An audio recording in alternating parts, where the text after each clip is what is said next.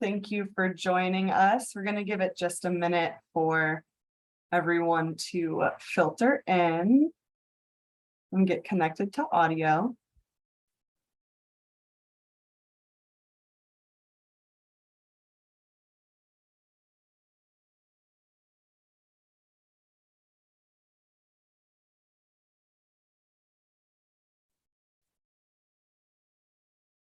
All right, I think in the interest of time, I will begin welcoming everyone. So thanks again for joining our workshop session. Our topic today is electric vehicle charging stations, business plan workshops for Pakistan. This webinar, this training is presented by the United States Agency for International Development, the U.S. Department of Energy's National Renewable Energy Laboratory, the National Electric Regulatory Authority, and the Private Financing Advisory Network. So again, thank you for joining us this morning. My name is Isabel McCann, and I am a communications coordinator at the U.S. Department of Energy's National Renewable Energy Laboratory, NREL. And I'm also the technical coordinator for this workshop. So with that in mind, before we dive into the technical presentations today, there are just a few items I'd like to cover about the Zoom platform. So to kick us off, this event is being recorded and it will be shared with all attendees. The slides will also be shared. I will repeat that in the chat. It's definitely one of our most common questions, but it is recorded, it will be shared as well as the slides. So we'll package that all up for all attendees and email it out to everyone in the coming days. All attendees are automatically muted upon joining and throughout the webinar. You can adjust your audio using your audio settings. If you're having issues, you can also use dial-in and listen by phone. The dial-in numbers and access codes can be found in your registration confirmation email. If you are having any technical issues, you can message me on chat, Isabel McCann. You just have to find my name in the chat dropdown and send me a message, and I will do my best to troubleshoot. I am also running slides, so keep in mind that if I don't respond right away, I will get to it as soon as I'm able. Otherwise, you can also troubleshoot at support.zoom.us. There you will find a ton of resources that will help if you are having any sort of technical issues. Finally, I would like to note, and I will repeat this in the chat later on, there will be a survey that launches at the end of this event. Your feedback is highly valuable to us, and we'd love to hear all the different ways that you plan to use this information, if there's any topics that you'd like to hear about in the future, and just your overall thoughts about the event itself. So please be sure to hang on and answer that survey at the very end once the event concludes. Finally, a couple notes on how to engage today. So again, I did note that everyone is automatically muted upon joining. That is the standard setting for Zoom webinars.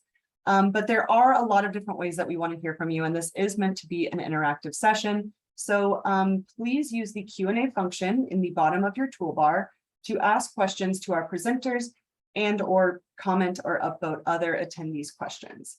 So again, that's at the bottom of your toolbar. We are going to be answering questions throughout, and we will have a specific dedicated Q&A session at the end. So we've allocated about 15 minutes at the end to cover any questions.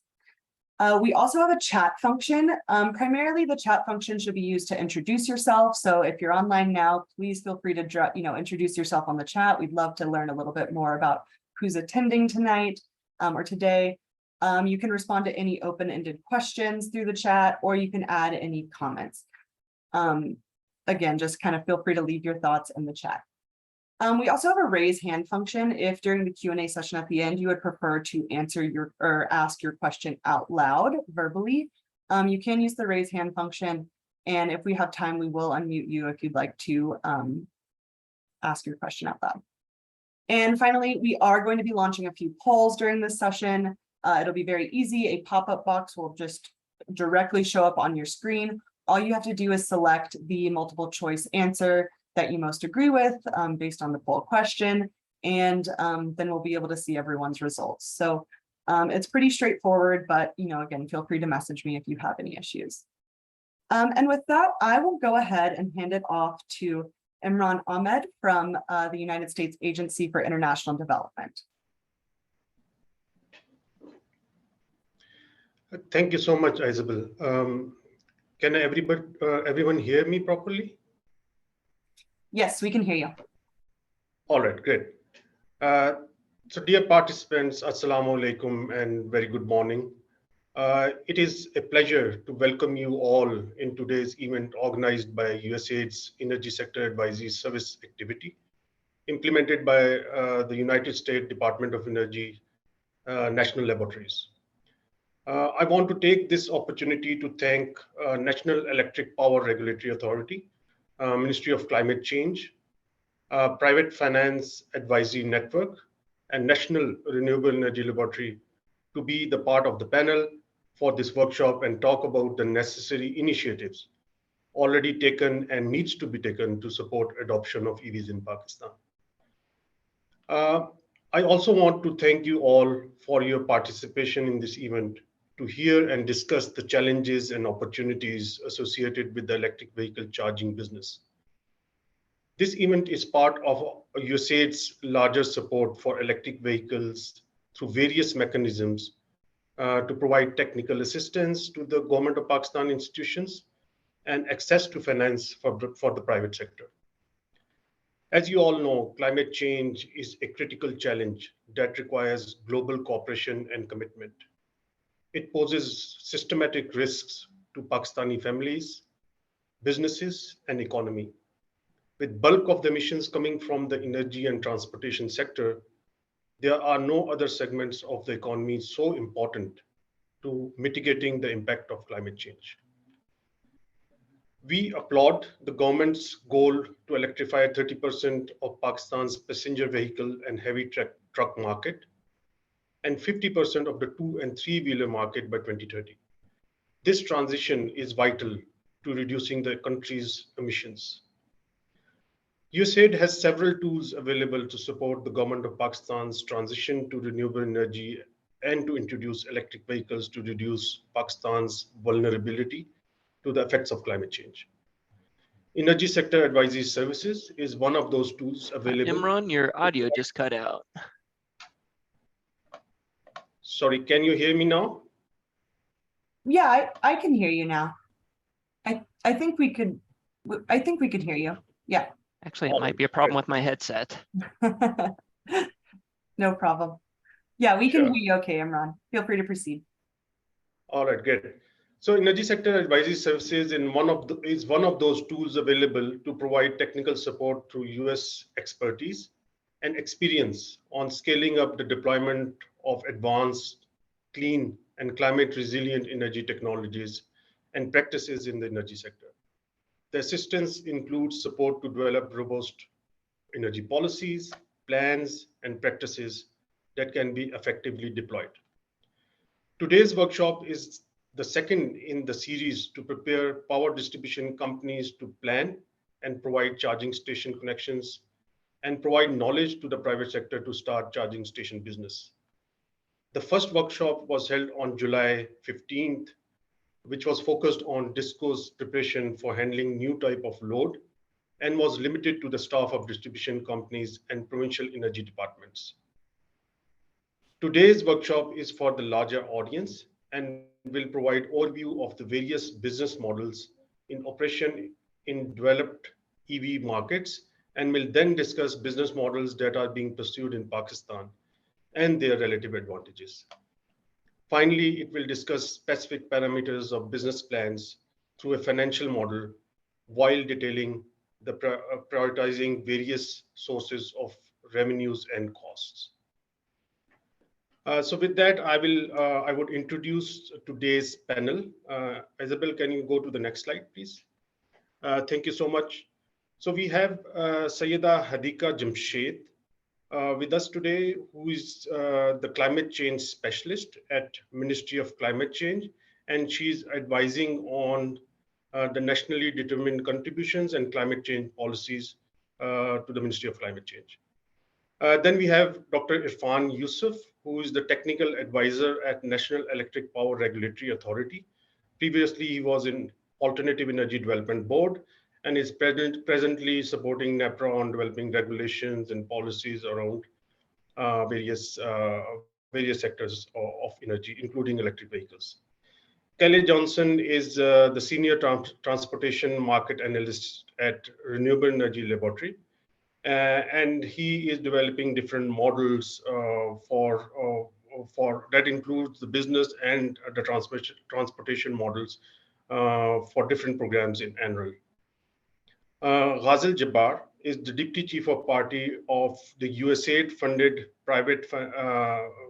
Pakistan Private Energy Activity implemented by Private Finance Advisory Network. And last but not the least, we have Brennan Bolong. He is the research analyst at National Renewable Energy Laboratory. Next slide, please. So here is the brief agenda.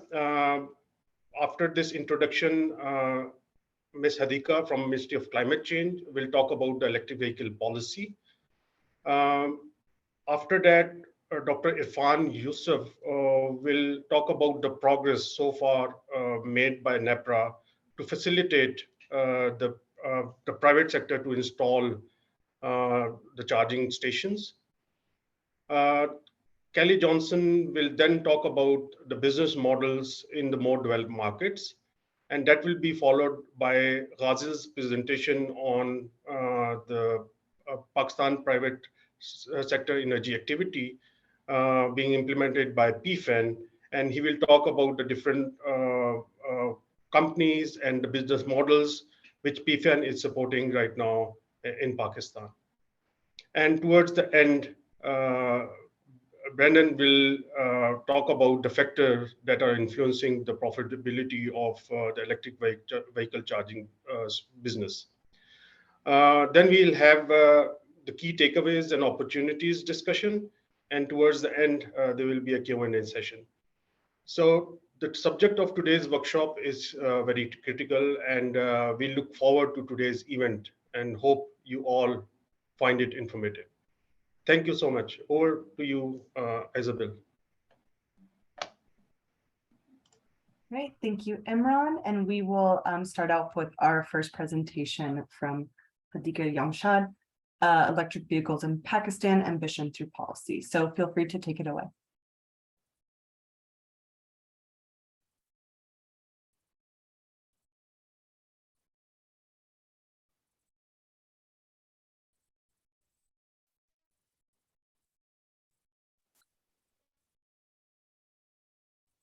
Hey, Hadika, I don't know if you're speaking, but I don't think we can hear you.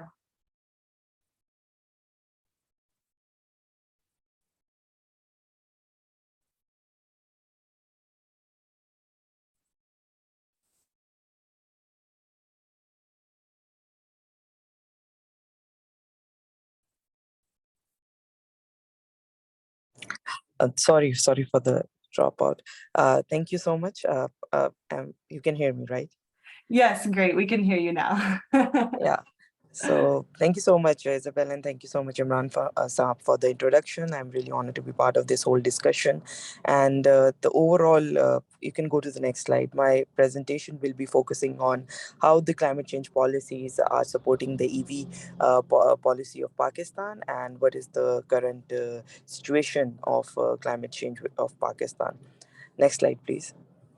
As we all know that Pakistan has been part of the top 10 most vulnerable country of the world, and we are in this top 10 for the past 20 years, which shows that how bad the situation is for Pakistan. And there are only other two countries who have been part of this top 10 countries. So this makes Pakistan one of the most vulnerable when it comes to climate change, and adaptation and mitigation remains one of the priorities. And this whole thing is a result of the extreme weather events we have faced in the past years, and also the economic loss we have incurred due to these extreme weather events. And according to the new SCAP study, Pakistan economic cost for combined impacts of disaster, climate, health nexus shows that Pakistan will have the highest loss of GDP, which is around 9.1%. And if we keep on going as business as usual, we will the temperature will rise and we will incur a loss of 3.8 billion per annum. Next slide, please. So the government of Pakistan is committed to reduce the emissions to mitigate and adapt to the harmful effects of climate change. Transportation accounts for almost 43% of the emissions in the country, and airborne emissions.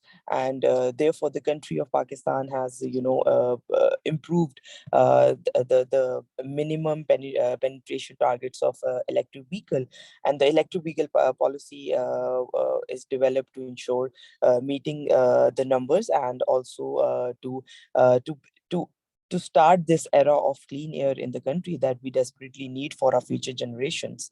The Ministry of Climate Change developed the National Electric Vehicle Policy 2019 under the instructions of Prime Minister Imran Khan. The policy proposed an incentivized and phase out approach for achieving the penetration targets of electric vehicles in 3 phases. The market development and public awareness, and the second phase will be fuel import bill substitution, and the third phase of local adoption and exports. So globally, if you look at EVs are capturing the transport market, and in Pakistan the transportation sector has been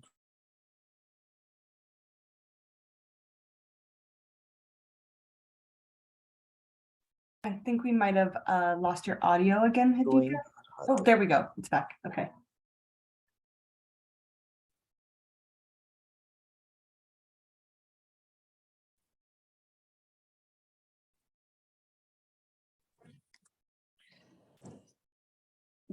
Yeah, so I was saying that globally, EVs are capturing the transport market, and in Pakistan, the transportation sector has been growing with a double-digit growth, and almost all the transportation sector is dependent on oil-based products, and the country is spending almost 13 billion on the imports of oil every year.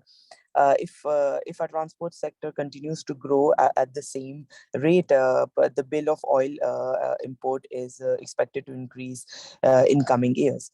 So this the huge bill of fuel bill payments and environmental degradation and capacity to charge payments is likely to create a major challenge for our country over the next coming years. And it is strongly believed that introducing EVs in the country with a right policy framework and will not only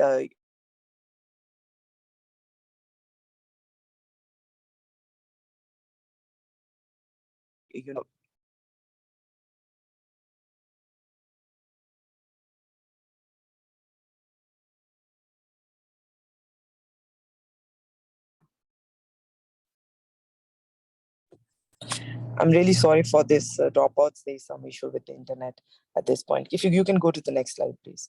Okay, thanks.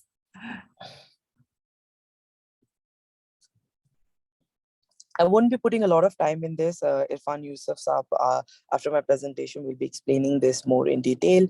But the main objectives of developing climate change policy, developing this EV policy, was to mitigate climate change through a reduction in emission from the transportation sector, and to create this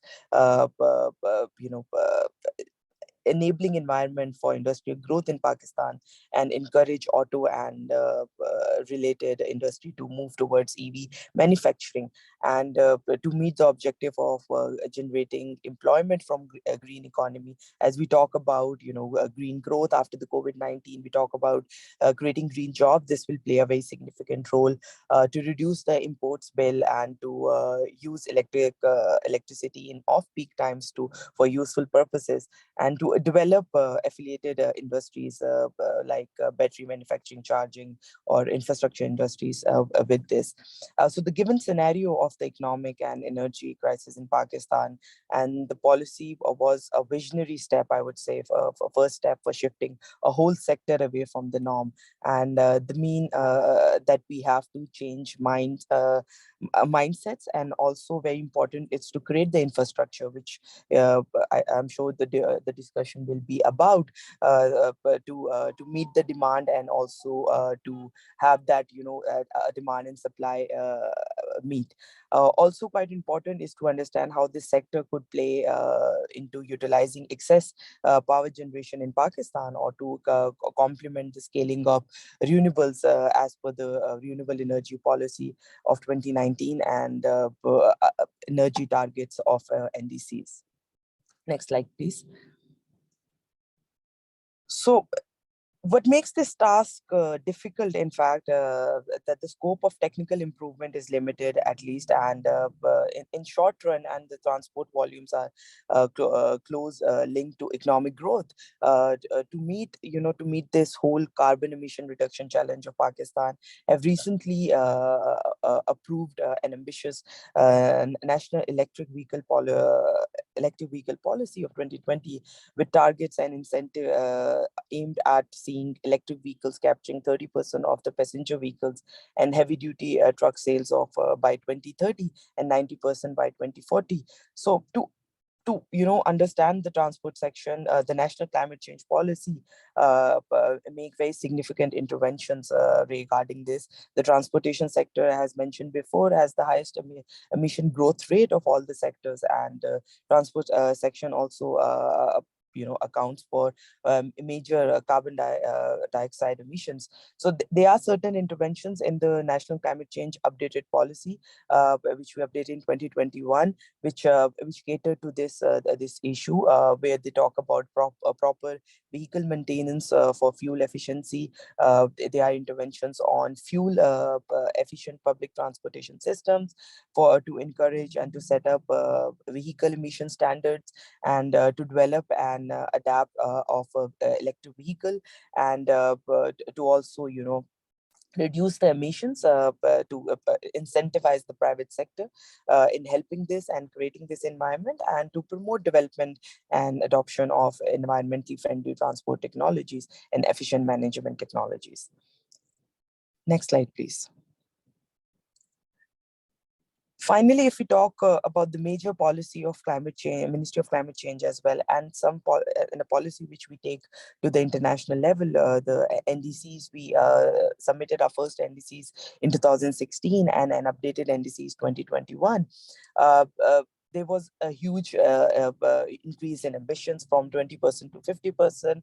Pakistan committed to reduce it from their own resources as well, which was not part of the previous NDCs, and we included a lot of major sectors which were missing in the previous NDCs. Adaptation, mitigation, both sectors were added, and the EV policy remains a high priority of mitigation action of Pakistan NDCs. And our Pakistan's ambitions on climate change is heavily dependent on ensuring that there is a shift in transportation sector away from the fuel-based vehicles to EVs, and it remains a key agenda item for the ministry. Pakistan is still in the need to support to develop charging infrastructure for large-scale deployment of EVs. While I personally believe that a lot of success has been achieved over the past 2 to 3 years in terms of awareness and changing the mindset, Pakistan is well placed to move on the next most important step, which is also to large-scale adoption of this whole change. And it is also a shift, but EV sector is well placed to do just that, and with the right levers and incentives and policy support infrastructures, and also the target of EV in Pakistan might not be an over ambitious as believed by most, if we look at it, and if we have the right kind of support which is required, if there is the right kind of infrastructure, a market is there is a demand, these ambitions can be achieved, and we can achieve that 50% reduction by 2050 if and the more important I want to say over here is it's good to see that different stakeholders being part of this discussion, stakeholders from different line departments and ministries. It's important that you cannot look at climate change in silos, and you have to work with different line ministry, energy sector, NEPRA, agriculture, industries, commerce. So everyone needs to work collectively to achieve these goals. Thank you, Isabel. Thank you so much, Hadika. And now we will be moving to our presentation from Dr. Irfan Yusuf, advisor at NEPRA. So Dr. Irfan, please feel free to take it away. Thank you. Thank you, Isabel, for giving the opportunity. Welcome to all the participants who have joined. It's exciting to see that number of participants are continuously increasing, and the participation is very healthy. The whole purpose of this whole workshop is to enlighten the audience with how the EV policies and mechanisms are being promoted, what is the intent of the government of Pakistan and the electricity regulator, and how we can join hands with all the stakeholders to promote electric vehicle business in the country. Next slide, please. Yeah, as Hadika was indicating, there's a lot of policy incentives given by the government of Pakistan. The national electric vehicle policies, which are in vogue, they target mitigating climate change by reducing oil import bills, and as a result, reducing the dependency upon the fossil fuel-based energy supplies, and at the end, reducing the emissions. This is a very private thing to do, because this will be creating a huge industrial growth in the country as a result. To meet this objective, there are overarching coverage of vision by the government of Pakistan that includes how to generate the new employment opportunities and how to convert the four-wheelers and heavy commercial vehicles into greener technologies, and as well as low powertrain models that can be introduced in the country. There are certain penetration targets that were set by the government of Pakistan. There are some medium-term targets, and there are some long-term targets of 2030, and there are also some ultimate targets of 2040 that basically 30% of new sales and 90% of new sales of electric vehicles will be coming up from new vehicles will be based upon electric vehicles. The important element, all inclusive, is that when the network of fast charging infrastructure, which is very crucial and very important to promote the electric vehicles, because if we don't have available network for charging electric vehicles, it will be very difficult for us to promote this business, as vehicles running around will be requiring charging facilities in due course. In order to promote electric vehicles, the government of Pakistan have announced various incentives and mechanisms that includes waivers of duties and taxes, and reducing the requirement for registration and renewal fees. And they also promoting the public-private partnership more for different. It can include developing the charging infrastructure, having B2G relations, and other promoting business models that can come across. Next slide. Given the policy context with regards to National Electricity Power Regulator, this is very important, how these policies required NEPRA to act upon, and what action should be taken by the participants of the electric power sector. The policy of Ministry of Climate Change, which focuses on promotion of electric vehicles, requires NEPRA to enact the EV tariffs and ensure compliance of EV standards and specifications. Regarding charging infrastructure, it requires disclose to identify feeders where electricity load can be managed, and they're required to remove the constraints for supplying electricity for the charging stations. However, In all the cases, the charging station owners are also allowed to put on their self-generation units. Likewise, they can put on the solar power generation or any other suitable source they can find it suitable for the business ventures. Discos are required to provide smart meters for EVs for L2 and L3 category. Basically, L2 and L3 charges are commercial purposes, and they charge electric vehicles very quickly, and they are going to be put on to the upcoming charging stations all over the country. I'll give our all progress made in this regard in the later slides. There is another policy that has been announced by Engineering Development Board. This policy basically is for incentivizing the local manufacturing of EVs and charging stations. It has provided quite comprehensive new incentives for the new entrants as well as existing players to switch over to electric vehicle manufacturing. It has provided some registration mechanisms and given income tax exemptions for first 5 years for setting up manufacturing facility. And of course, the policy is to say that there won't be any registration or no token taxes for vehicles. This policy also requires NEPRA to provide relevant measures that can help the development the charging infrastructure. And this is what we are currently doing, that we are trying to bring up the new regulatory regime, new policy mechanism, and create awareness among the general people so that they can adopt to this new business. Next slide. This is very important thing to know that for EV charging business, it's not a similar conventional business. It's not like someone put up petrol fueling station or CNG station at some place and start the business. Rather, the business models for electric vehicle charging business are quite different, and they include a variety of business prospects.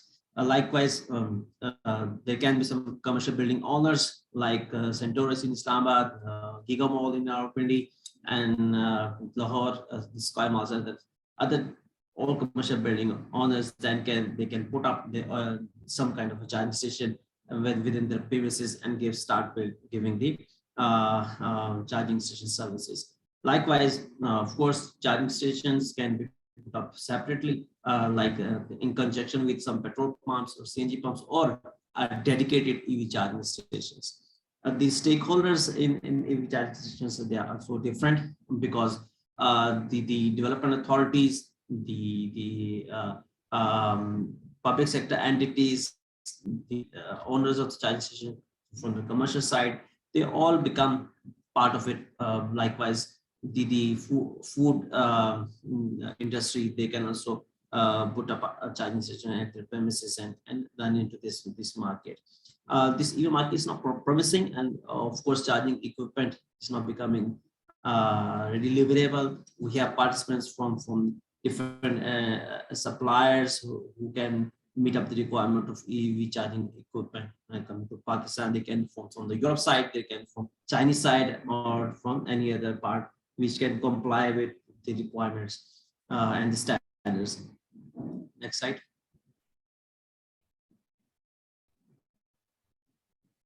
As I already indicated, potential players which NEPRA foresees that who would be owning the charging stations would be including the public sector entities. Likewise, the whole public sector offices, they can put up charging stations for their employees, or they can also offer some services. Similarly, municipal authorities like CDA, RDA, LDA, they can have charging stations within their premises or within the parks, recreational areas, any other place which municipalities own, and they can start providing services for charging stations. Of course, commercial building owners, as I already indicated, they can also have their own charging stations. Food market and the cafes, they can also put up some the charging services at the premises. They can be very lucrative business for them, as like McDonald's and KFC in Karachi and some other food chains, they are putting up their charging stations so that they can provide these services to the customers, and in addition to their food services. Of course, service providers and owners at their own, they can put up charging stations. Like there are some certain CNG stations who are already looking at putting up the charging stations. PSO, Total, Shell, they have already plans to put up the charging stations, and Go Petroleum, they also are having some plans and they're executing charging stations. So they can, they are a very good potential players for the EV charging business in the country. Next slide. Just to give a flavor how the progress is being made so far under the EV policy of Ministry of Industry or Indian Development Board, we have seen that there are 5 to 6 manufacturers of 3-wheelers already in the market. They are putting up the assembly plants as well as the manufacturing units. There are certain interventions with the support of academia and institutions to develop the indigenous 3-wheelers based upon the electric model. Mostly these are being designed on the basis of battery swap model. However, because of the battery size is quite less. However, since the market will grow, of course, the large size of 2-wheelers will be coming up in the market. A few 4-wheelers, they're also exploring the market. They are from China, from Europe, as well as from Australia. They are coming to Pakistan for manufacturing facilities. EV charging infrastructure is being developed. More than a dozen fast charging stations are already working. And to my knowledge, more than 20 charging stations have been planned in big cities. Under the MUCC policy, more than 2,000 electric vehicles are already running in the country. And as per the numbers have been indicated by different importing entities, around 20,000 electric vehicles are going to hit the market in coming days. Manufacturers including Audi, AMG, BMW, Dynasty, Changan, Proton, Nissan, Kia, Renault, Hyundai, they're all in the market. They're testing the market conditions, and they're also bringing their models in the country. We are working with the different stakeholders, engaging in this current workshop is an effort to help streamlining the policy implementation, and we can have wider development and promotion of electric vehicles in days to come. Next slide. What we have done so far, we have categorized public electric vehicle charging stations as a commercial consumers. Why we have done so? Because we want to minimize the regulatory oversight and let this business to grow as its own. And we don't want to have some kind of a licensing regime available, and don't want to put on a burden upon the upcoming charging station to get a license from NEPRA and then put up the charging station. Given the situation that the business model for these EV charging stations are quite different, we have categorized them as commercial consumers, and they will be getting a connection from the electric vehicles from the respective distribution companies, and based upon the connection, they will be providing services. Since the commercial consumers are to get the connection based upon the provisions given in the consumer service manual, to streamline the process for the award of connection, we have added a new chapter in the consumer service manual so that they can easily get the connection. And also there are certain requirements with regards to metering, billing, and I think which I'll be showing in later slides, so that they can follow easily and adapt to the technological developments. The metering technical standards that are including the CSM, I'll briefly touch upon them in later slides. Lately, NEPRA has determined tariff and terms and conditions for PV electric vehicle charging station. I'll give a brief overview on the last slide. Next slide, please. Why we have categorized these charging stations as commercial consumers? Because, as I already indicated, we wanted to minimize the regulatory oversight so that all the business models can be promoted. Indirect control through CSM, we don't want to have a direct control or direct regulatory oversight. Performance and safety standards for PVCs through disclose. That means all the standards are already written in the CSN, and we'll also bring up some regulatory regime so that the charging station owners can easily perform and adapt to the technological developments. Interest of EV users can be secured, and we wanted to promote this business to a large extent, and consumer to consumer sale concept can be avoided.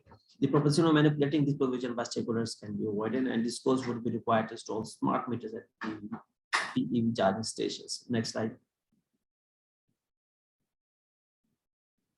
So this is the snapshot of what CSMs requires. There are five things which the owners of charging station they will be requiring. Number one, they will be considered as a commercial consumers. For each EVSC, separate connection will be required unless an exception made by distribution companies. The authority has specified a maximum margin that PVCS can charge. They cannot charge above that maximum margin. However, they are given the ability to charge below that margin, whatever concession they can give at their own. So this is done with the purpose that we wanted to create a competition in the services and prices as well. Discos are required to ensure the compliance, whatever we have stated in the CSN. Discos are required to make it sure that all the EV charging station owners are complying with all the those requirements. The charging station owners are also required to display on their premises, websites, and any online tool what are the applicable margins and charges for providing services for the electric vehicle charging. For the purpose of metering, they're required to install all meters to accurately measure the units consumed. Right? That means the number of units they have been supplied from the distribution companies, as well as the number of units that have been used for charging the electric, because they have to record all those numbers so that we can easily audit and record, keeping in view that we wanted to ensure that they are not overcharging, they are not over profiting from this business. This goes to input inspective functioning of meters and ensure rectification in case of any defect interferences is found. We wanted that the meters should be very accurately measuring and very accurately providing services so that any malfunction can be avoided. Next slide.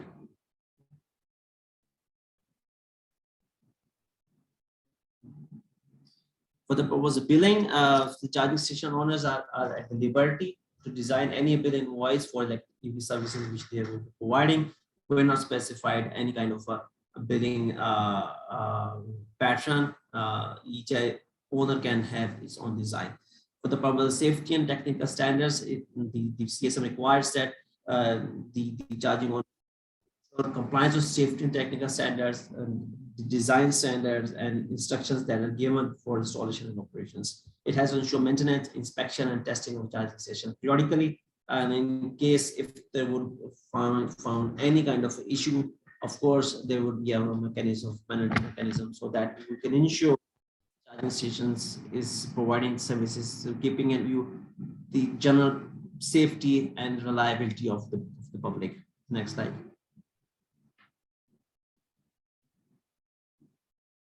With regards to terms and conditions for EV charging stations, as indicated, we have categorized the EV charging station as commercial consumers. They are now listed as A2 commercial connection.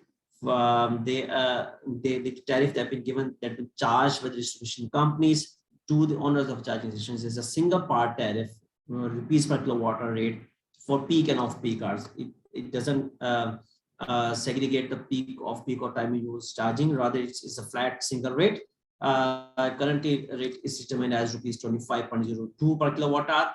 There won't be any fixed charges. That means MDR charges will not be applicable for time being. However, as the business grow, authority can consider to impose the MDR charges. With regards to monthly FCS, these will not be applicable to the EV charging station as well. The people who are currently in the business, they would be saying that this is a very conducive business case that has been pushed by the regulator for the promotion of electric vehicle charging business. These four things which industry required from us, and as a result of different consultations, we thought that in order to promote the business at this stage, we should keep these things very lucratively available to owners. And as the business grows, we can consider to change these mechanisms. With regards to upper cap, that the owners of charging stations can charge to the end consumers is basically capped at rupees 50 kilowatt hour. Please consider this rupees kilowatt hour is not inclusive of taxes. Taxes are up above that. Now, no MDI, no FCA, and no taxes. This 50 rupees per kilowatt hour. We think this makes a very good business case for charging station owners to sell and do the business. Next slide.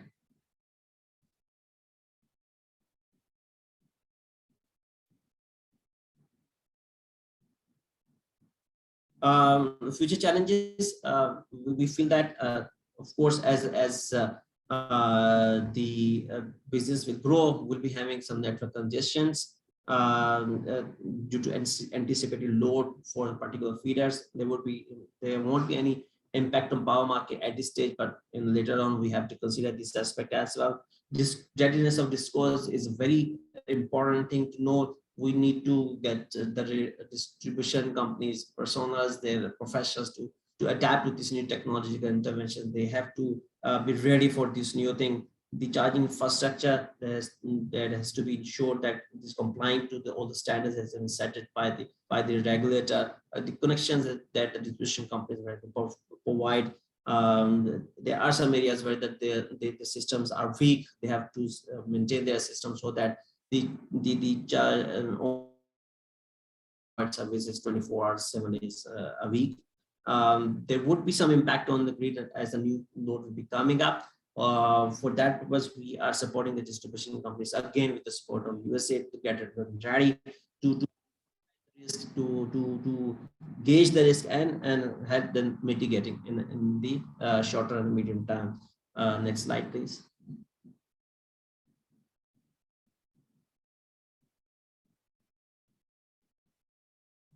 Yeah, future actions. This is my last slide where I would like to offer the new future actions which regulator is going to undertake.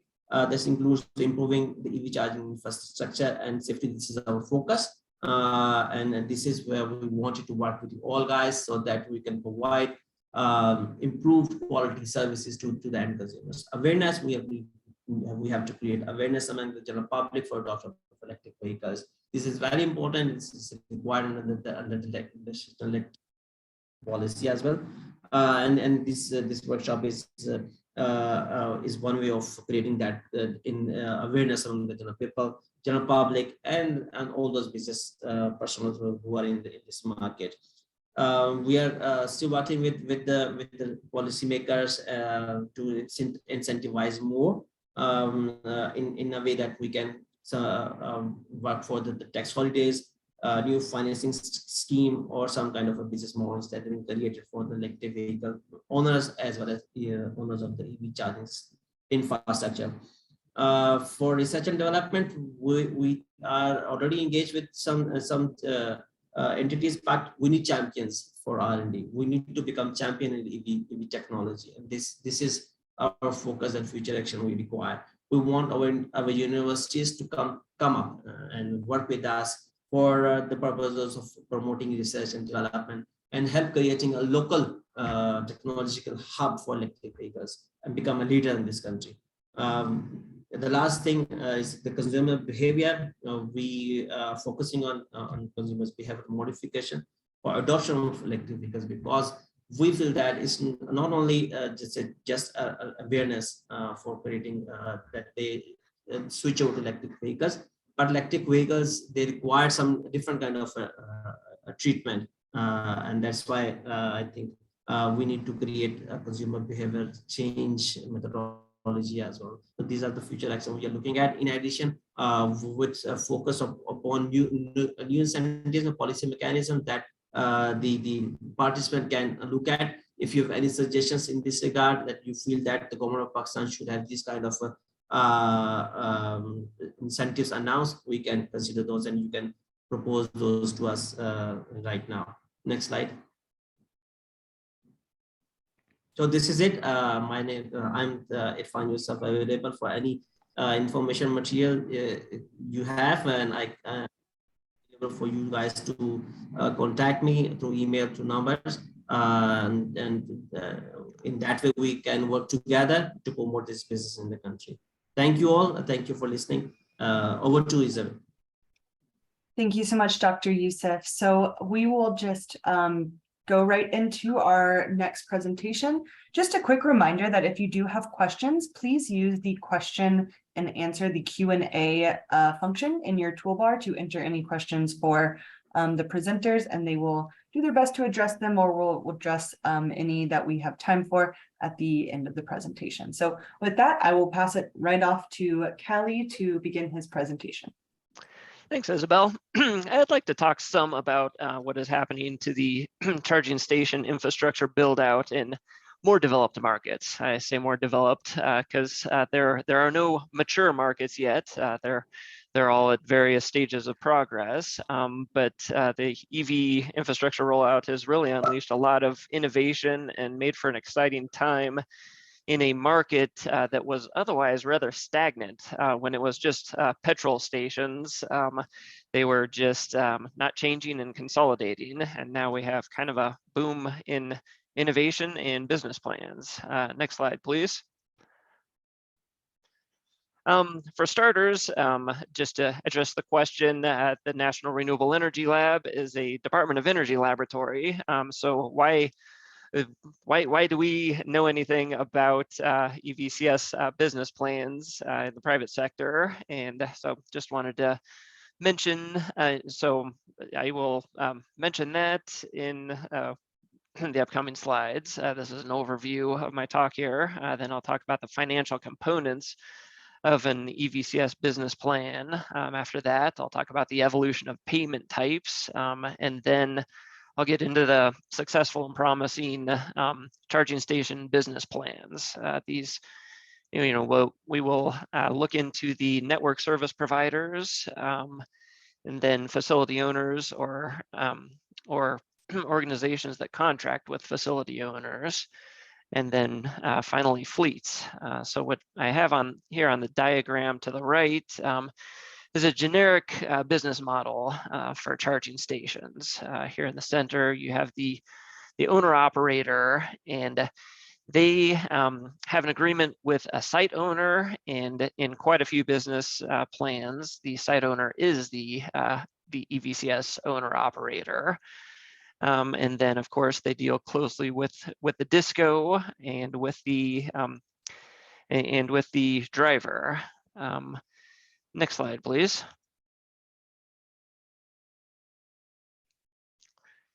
So, for as far as NREL's insight into EVCS business plans, we've provided technical support to the Clean Cities program for 30 years. This is the main U.S. Department of Energy program to integrate alternative fuels and advanced vehicles into the marketplace. And it's an interesting structure because there are 85 independent coalitions who all determine the best way to integrate new transportation technologies and fuels into their specific markets. So we get a lot of innovation coming from the different locations and the different economies of these areas. NREL operates the geospatial database of public charging infrastructure in the US and Canada. So that allows us, that enables us to develop data and track the development of the EVCSs.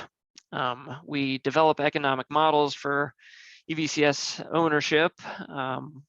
We are supporting the office that's in charge of a $5 billion charging station strategic deployment in the US right now. And we have supported USAID or Regional Development Bank EV projects in at least 17 developing countries. I think there's more, but those are the ones that I was able to count. Next slide, please. So for starters, this the station locator database. So we run a station locator that its purpose is to help EV owners locate charging stations, and also to help infrastructure managers plan out where new stations need to be. It's a geographical database and an interactive map, but it also produces a lot of good data for us to get a good idea on what's going on in the market. Some of that data that's collected, we have the standard station name and its location. We have its power levels. So we go by level 1, 2, or DC fast charger, which is roughly equivalent to the European and the standard that that NEPRA is following of the, mode 1 and then mode 3 and mode 4 chargers in terms of power. And we track the number of ports by the power level. We track the payment types and pricing mechanisms, which is pretty helpful to see what's being used and what is being more successful over the years. We track the owner type. Are they an automaker? Are they a network service provider? Things like that. We track the location type. Is it at a retail store? Is it at an airport? Things like that. We track what EV network they are a part of. We track the connector types. We have a variety of connector types in the US. We did not do a good job of consolidating on one connector type to make our infrastructure the most efficient and optimized. So we're kind of sorting that out. We have the open and closure dates of the EVCS, and we track if the station has on-site renewable electricity sources. So all pretty valuable stuff. And this is an example on the right of how we have very few level 1 charging stations because the vast majority of our vehicles are 4-wheelers. I expect Pakistan will be different since 70% of your vehicles are 2- and 3-wheelers. So you'll probably have more level 1 or mode 1 chargers. However, it's interesting to see the way that our level 2 and DC fast chargers are growing, but you can see our DC fast chargers are growing at a faster pace.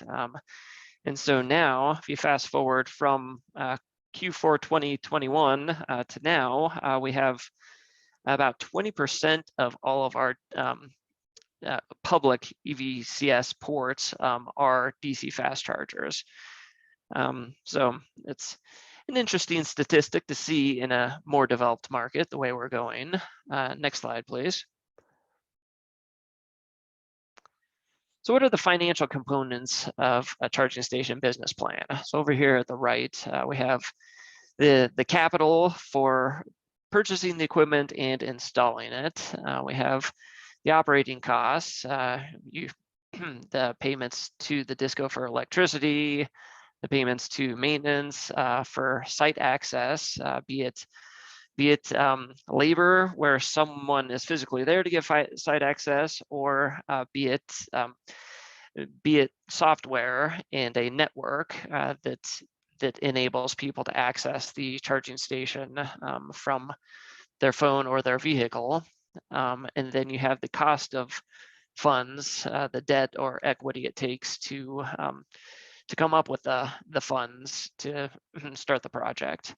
So those are the costs. And then down in the revenues, you have the direct revenues that include the energy fee, the amount that the driver pays per kilowatt hour. You have the time use fee, which I'll explain more later, but quite a few EVCSs in the US charge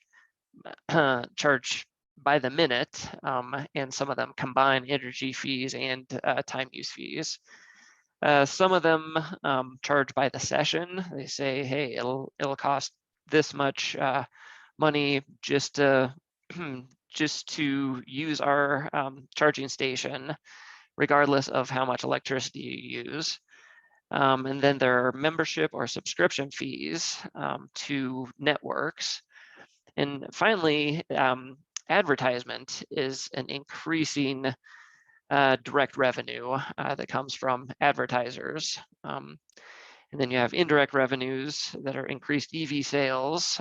That's of particular interest of the EV manufacturers. You have increased retail sales for the site hosts, and you have increased tourism. If you can attract EV owners to an area, that has been found to increase tourism. I want to go into a little bit greater detail on the sources of capital. Government entities, at least in the US and Canada, are good sources of startup capital. That's partially because these entities are best positioned to capitalize on the health, environmental, and energy security benefits of electric vehicles. Automakers fund a lot of networks and a lot of EV charging stations in the US because they know that the more charging infrastructure that is out there, the more EVs they'll be able to sell. Charging network companies under certain agreements provide capital or equipment to stations that helps reduce that cost to start up a charging station.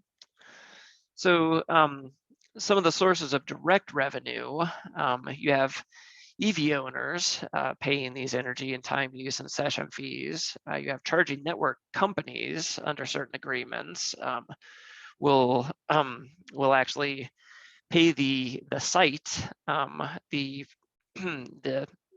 facility owner to be able to put their equipment and operate their charging station on their land. And then you have advertisers that can be a source of direct revenue. And then in the future, once managed charging is more widespread, and in the US it's becoming quite widespread, you have the utility can provide discounts to the electricity rate in exchange for grid services, largely storage, and also load curtailment. So those are some sources of direct revenue. Next slide, please. So I want to dive in a little bit deeper on the evolution of payment types. And this chart on the left comes from a USAID document in 2020 that kind of shows the evolution in developing markets. And this is the way that the United States started also. We started out with free charging just to get the chargers out there and to make EVs more attractive in the very early markets. This is back when EVs were substantially more expensive than gasoline vehicles. So I think Pakistan should be able to skip the free charging stage. And then next, we move to the fee for charging energy by paying by the kilowatt hour. Many charging stations have found that it helps to add idle fees to optimize the time usage.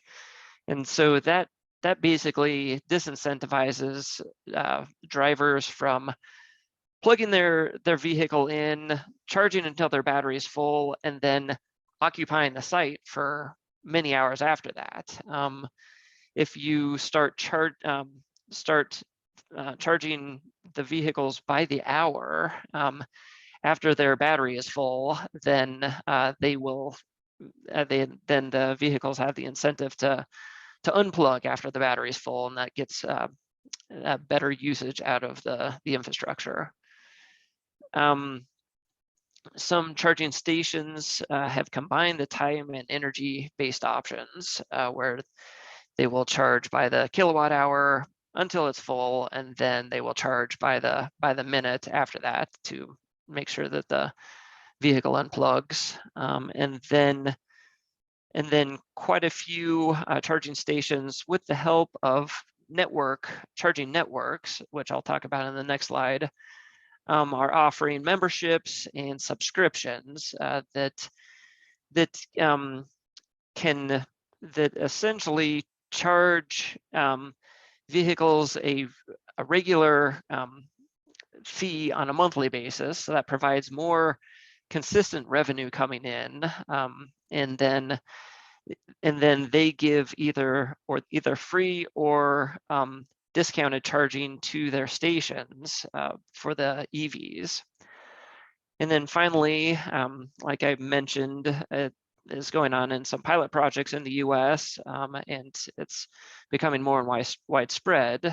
You have fees based on the time of use or on smart charging, where you can change the cost of charging depending on when it is most economic for the disco. So basically making it be more expensive during peak load for the disco and less expensive during the off-peak load, in order to round out that demand for the disco. Next slide, please. So I mentioned charging network companies. These are companies that enable EV drivers to locate, access, and pay for charging stations usage under 3 basic models. So these charging stations, they tend to be app-based on your phone or on your car, that they help direct you to the charging stations. So the 3 basic business models that the charging stations use are, one is to own and operate the equipment directly. So they have the networked equipment that they own, operate, and profit from.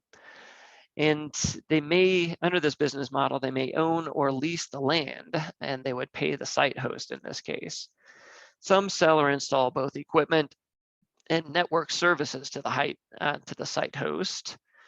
And then the third basic business plan of the network companies is to provide only network services. So the site host installs their own equipment, and then they pay a fee to the network company. There are 25 networks in the US and Canada, but the industry is quickly consolidating. So it's been interesting watching them compete and then buy each other out. The largest network in the US is ChargePoint, with over 28,000 locations and 51,000 ports. And so ports are individual chargers that are at the same location, and that are at the same charging station. Most automakers are partnering with networks to install infrastructure. Tesla is, of course, the big exception. They are installing their own infrastructure.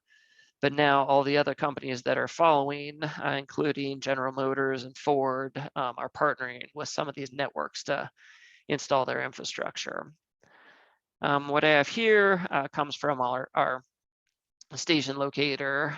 It's the charging station ports and locations by the owner type in the US and Canada. So you can see that that most of the locations and the level 2 stations are networked. However, most of the DC fast chargers are owned by the automaker, and this is largely by Tesla.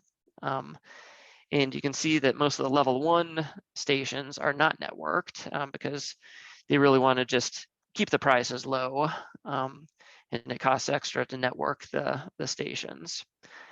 You can see from this data that 75% of all EVCS locations are networked in the US and Canada.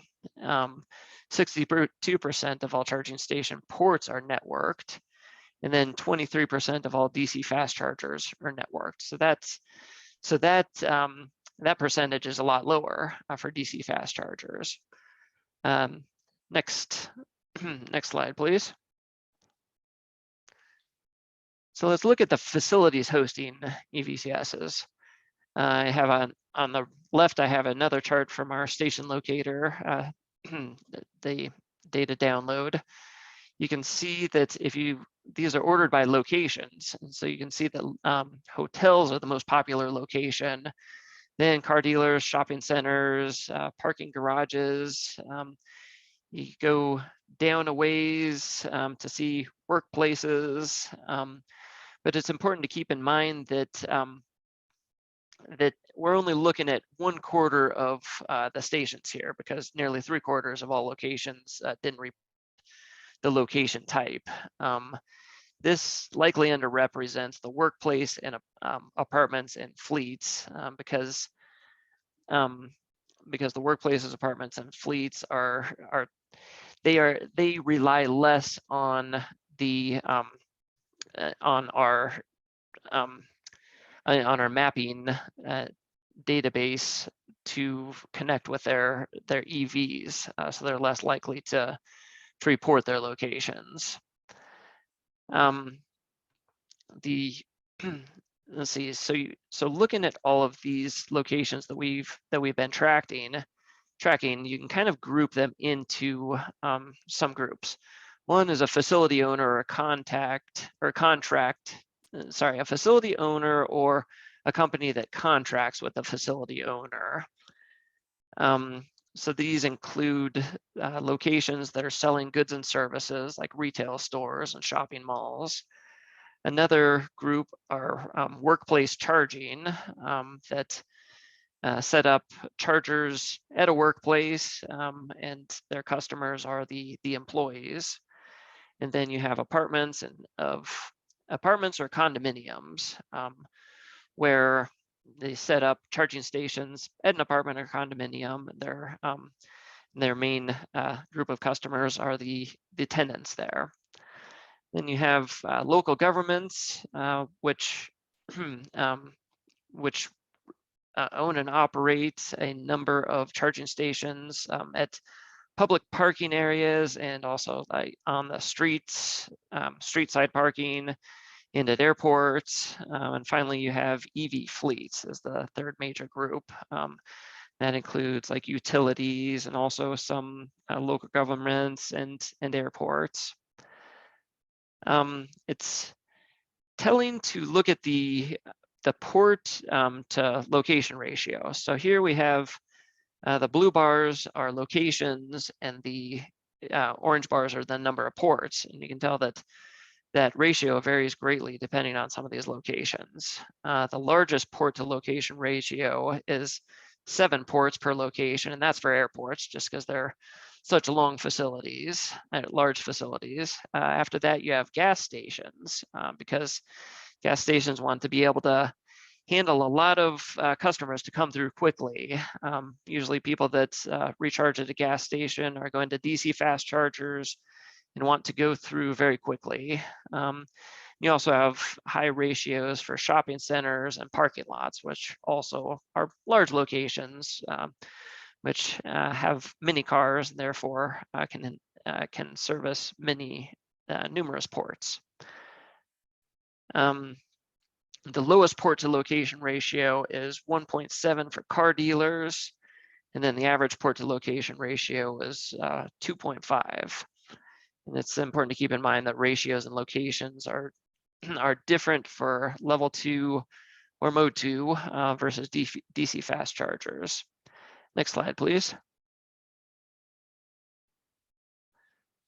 So let's look at that group of charging stations where the hosts are selling goods or services. So this applies to both facility owners and leasers. They can either own the building or they can be long-term leasers of their building. The main difference is they might have rules against renovations, like putting in the conduit and the wires for the charging stations. And they also, if they own the building, they might have a longer investment time horizon than if they lease the building. But these business plans apply to both of them. It's important to look at the indirect revenues here and that includes attracting. One group finds charging stations attractive because they attract new high-value customers. So these customers are paying a premium for EVs, which indicates a willingness to pay a premium for other high-quality, cutting-edge or green goods. So you can attract EV owners, and in doing so, you can attract a certain clientele that might be quite profitable to your business. Hotels are in this group, convenience stores or or various companies along the highway, coffee shops and restaurants are looking to add new customers, and parking lots, paid parking lots in cities are the same. Another general business plan is to retain existing customers for longer. And this applies to merchandise retailers, shopping centers, grocery stores, and car dealers. That's what the photo of the right here is at a Target merchandise store, which are just overwhelming with the number of goods that they have. And so if you have to spend an extra half an hour in a Target, you're guaranteed to end up spending more money because you'll find something that you just can't live without. And the car dealers is an example of a business that puts on kind of a hard sell face to face, and so they want you there as long as possible so they can wear you down and sell you their cars. So for direct revenues that are the same for both of these company types, you have the payment from the EV driver, the agreements with the charging networks, and the payment from advertisers. And so utilization rates, which are how many hours or what % of the time the equipment is being utilized, are key to all revenues. So next slide, please. So to look at the utilization rates, I want to show you this chart to the right-hand side. It was a study done in a very early market in New York. So these utilization rates are low because the market is just starting out, but nevertheless, they provide a good example of the different utilization rates between the different facility types. So on the x-axis, you have the connection time per event for the number of hours, so how long the car is staying plugged in, and on the y-axis, you have the number of charging events per port per day. How many times does a car plug in? So you can see that the retail locations have cars, they have more cars coming, but staying for a shorter period of time. And then on the opposite end of the spectrum, you have these multifamily dwellings, the apartments and condominiums, and you have parking lots and garages where not very many people are plugging in per day, but the ones that do stay there for a long time. And so you can see how the various locations fall in between those. Utilization rates are impacted by a number of things. One of them is location, high EV density. High EV density areas have greater utilization, or demographics conducive to high EV density, such as more wealthy clientele, or more wealthy residents, or people that are very interested in green issues, or are very tech savvy. Those are some of the demographics, or are younger. And then you have popular destinations or locations along a high traffic road also lead to greater utilization. Locations that have guaranteed customers, we call them captive audiences, have greater utilization rates. These are workplaces, apartments, and fleet EVCSs. Visibility increases the utilization rates. This can be visibility on signage, or it can be visibility in navigation apps. Lower prices increase utilization rates. And as I mentioned, that time element to price to incentivize the vehicle to unplug and move also improves the utilization rates. And finally, power increases the utilization rates. You have less power requires a longer time to charge. So those vehicles end up sitting there or being at your business for longer. Next slide, please. So another group of charging stations are at the workplace or at apartments and condominiums. And so looking at the gradient of long dwell times to short dwell times, going from left to right, apartments are the longest, offices slightly shorter, all the way up to highway fast chargers, where customers charge in 30 minutes or less. Long dwell times allow for lower power chargers, which is less expensive, and it allows for better charge management. Long dwell times and coordination between coworkers and neighbors allow for higher utilization rates. And that's important to keep in mind, that you need to coordinate between coworkers and neighbors of an apartment complex if you want high utilization rates. Otherwise, you run the risk of people just parking at their chargers and occupying them long after they're fully charged.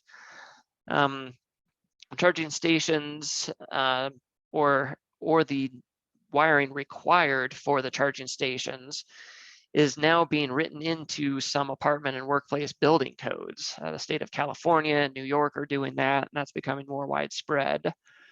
Charging stations in daily urban parking lots can be considered workplace. And then charging stations in airports have very long dwell times, but no coordination for moving vehicles. Next slide, please. The workplace charging potential. I want to just show the example of the NREL parking garage, where we plug in and type on our cell phone how far we need to drive when we leave and what time we need to leave. And then we have a set of algorithms that helps coordinate the charges between people. And it also, and so it guarantees that vehicles can get home. And it also helps coordinate with our solar panels, and it minimizes our demand charges. So that's highly valuable to both the facility and the disco. Next slide, please. And I think this is my final slide, is on airports. So airports, actually I have one more, I guess. Airports, at least in the US, are major sources of air pollution, and therefore they have a lot of pressure to electrify, and they have many goals for reducing their air pollution. So I would assume it's probably the same in Pakistan. So the EV charging services are often contracted out. Airports are doing their thing, so they want to contract out to other businesses to run charging stations. You have three groups of EVs within airports. You have the vehicles of air passengers, which have very long dwell times. And so you need to make sure that you coordinate the charging and don't waste your chargers with vehicles that are plugged in for a week. Valet Services really increase the utilization, where you have a valet, plug it in, and then move it to a non-plug parking location afterwards. You have taxi and rideshare services, which need more powerful charging stations and convenient locations. And then finally, you have the airport ground support equipment and shuttle buses, which is very popular. It makes up a good portion of our ground support equipment in the US. Next slide, please. So finally, I have fleets. Fleets can achieve higher utilization rates because they have predictable routes and better coordination between vehicles. Can provide a baseline utilization that can then open the charging stations up to private vehicles. So we start to get more into heavy duty fleets here, which require higher power charging stations. They have less need for networked charging stations, so you can have cost savings there.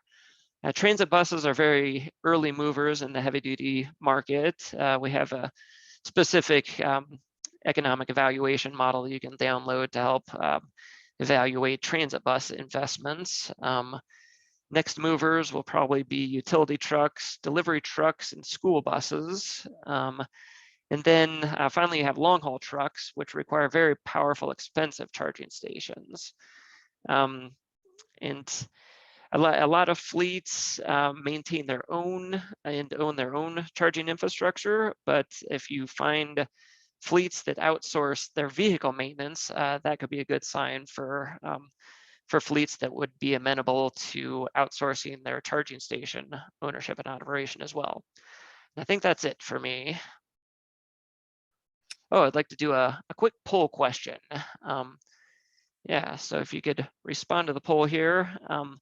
Other than in a private home, which two locations do you think will be the most popular place to charge an EV in Pakistan? So if you could just go ahead and click on the poll, it'll be interesting to see your feedback and see you guys are some of the most well-informed and insightful on this, on the incipient Pakistan EV market. So it'll be interesting to see where what the most promising locations you guys think will be. And the poll is launched. In the interest of time, I am gonna give it just about 10 more seconds. So get your answer in, and I will go ahead and share the results here. All right, looks like workplace is winning with gas stations and retail shopping centers at a tie. Now gas stations just pulled ahead of retail stations. And it looked like there was a little bit of a slowdown in responses. So I went ahead and stopped it. Everyone should be able to see those responses now. So thank you. All right, interesting, thanks. And those of you that wrote other, please type it in the chat, I'm curious. All right, thank you. Thank you, Callie. I'll go ahead and move on to the next presentation. We have Ghazal Jabbar from PFAN. So Ghazal, just take it away. Thank you, Isabel, and a very warm welcome to all the participants today. Thank you for joining us. I would like to speed up this presentation a bit. We're running short of time here as well, but just to summarize this slide, I would like to talk about today the Pakistan Private Sector Energy Project, which is implemented by PFAN and funded by the USAID. Within this project, we are providing financial advisory services to clean energy projects in Pakistan with the objective of helping them support financial close. We are not investing any money, but we're just providing pure sell-side investment banking type financial advisory support to clean energy businesses. EV is one of our priority areas. I will be speaking about bit during the later in my slides, but this charging stations and EVs becomes very relevant to our portfolio of projects. But just about the program, we're fully funded by the USAID. We are implemented by a private financing advisory network, which is a global network, again providing financial advisory to developing countries. I will speak about PFAN in a bit.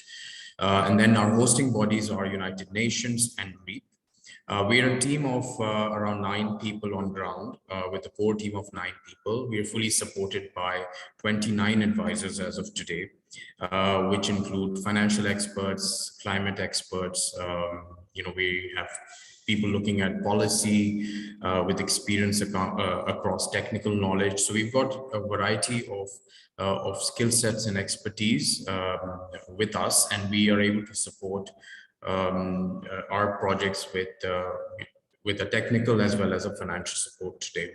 What we do in Pakistan is we originate projects, we develop relationships with FIs, financial institutions, try to make our projects with potential pools of capital. We recently also conducted SME acceleration services for early stage clean energy companies, and we regularly attend webinars, host webinars as outreach events for ourselves. Next slide, please.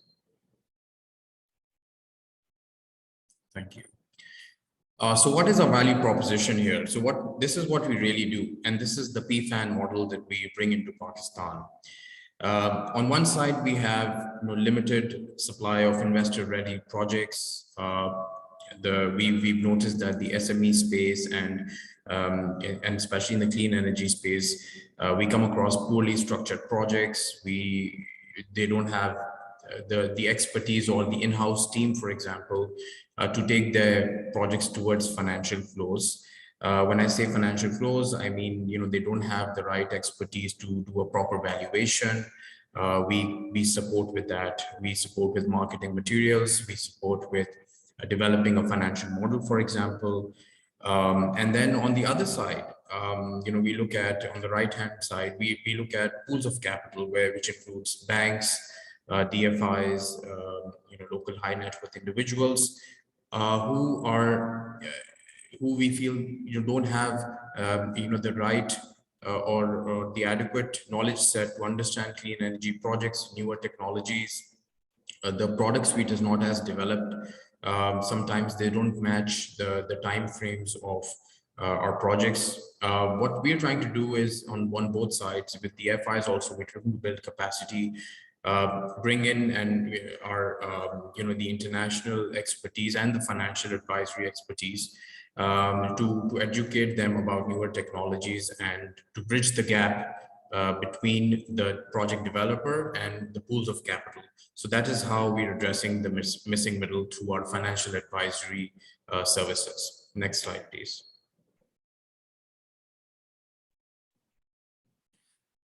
PFAN again is the technical partner, the implementer of the PPSC project, as mentioned. In Pakistan, we have a dedicated team or advisory team of 29 advisors on ground. Globally, we're in excess of 200 advisors. We are hosted by UNIDO and REAP, as I mentioned. The program was established in 2006, and it's a unique, different proven public-private partnership business model, which focuses on developing countries and provides financial advisory to difficult businesses and difficult areas, especially in the clean energy space. Many of our projects are early stage, many of them are greenfield. So you can imagine the early stage difficulties that we bridge through to provide to support our projects achieve financial close.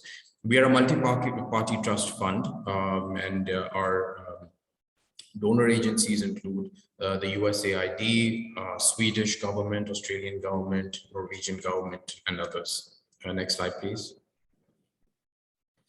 PFAN's track record is pretty impressive, considering it's working in the developing areas, and where we've supported more than 1,000 projects, and we've got more than 300 projects in pipeline today.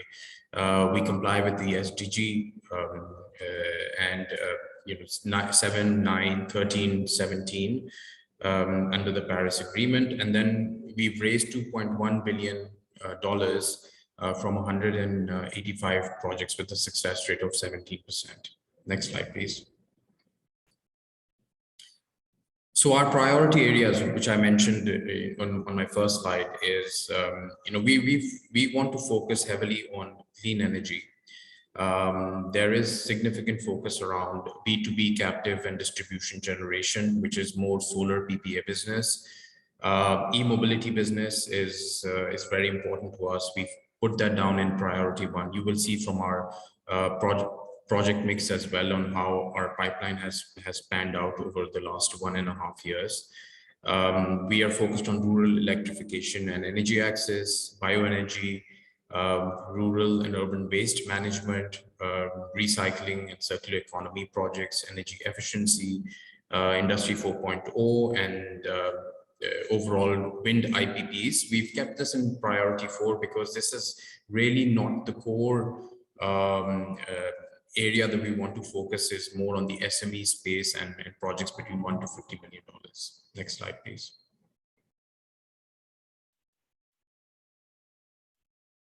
So this is how the PPSC pipeline looks like. In a matter of 1.5 years, we've got a pipeline for $455 million between equity and debt. If you see, we're focused more on the equity bit because we have more of the early stage businesses on board with us. Our pipeline is heavily focused towards solar PPA and clean transport. Clean transport typically includes projects across charging stations, battery swapping solutions, ride-hailing facilities, and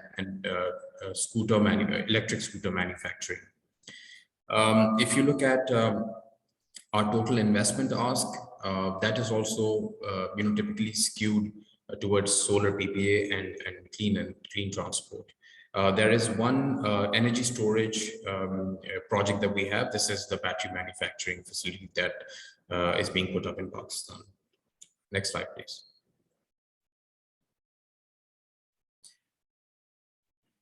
Thank you. So our evaluation process, this becomes important to state here is, we're looking for proposals to support in Pakistan in the clean energy and the EV space. Everything is on the website. There's a link identified in this presentation as well. You can go have a look. But in general, for the purpose of this presentation, I would like to just highlight on the assessment criteria.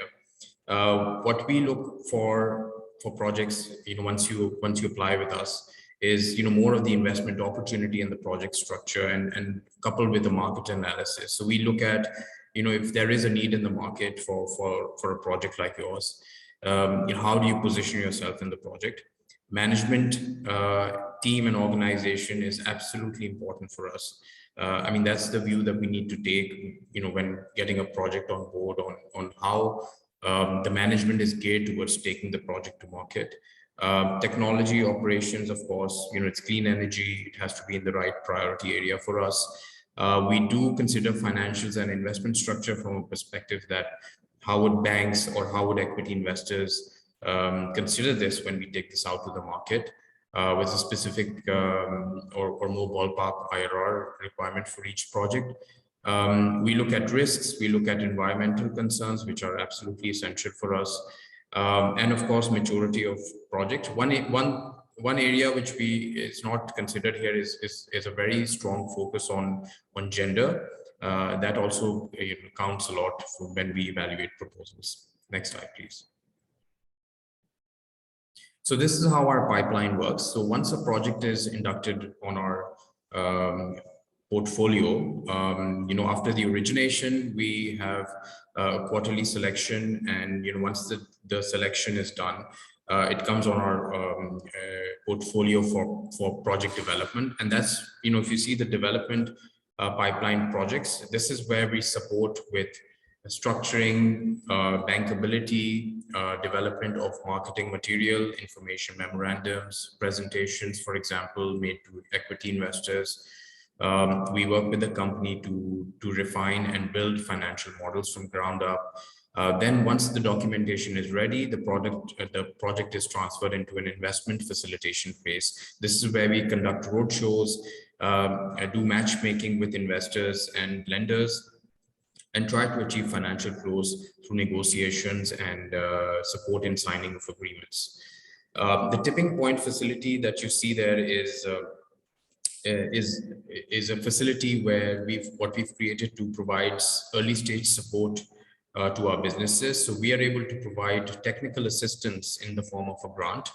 If in case, we have a project with us, which requires, early stage feasibility study, or any other support like, technical due diligence, for example, the tipping point facility runs a separate independent evaluation which supports such feasibilities to, in the effort to bring a project to financial close. Next slide, please.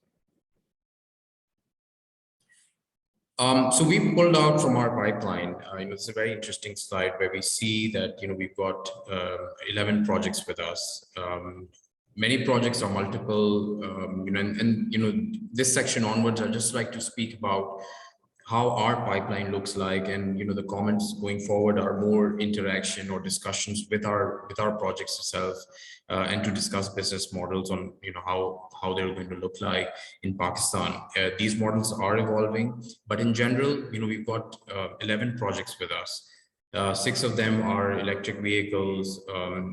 Some have charging station solutions. Some have battery swapping solutions supported by, the first category, which is electric vehicles. We've got one battery manufacturing, and we've got one in the ride hailing, where we put that into others. Total investment ask for these projects is $100 million plus. Next slide, please. So we've categorized, within our pipeline of projects, charging station options, and the projects that we have are primarily in 2 main categories, and this is specifically for Pakistan in the PPSE pipeline. We've got charging stations as a more like a very retail concept, with the convenience store, coffee shop locations, with associated revenue coming in beyond the charging station, which kind of increases the overall returns of the projects.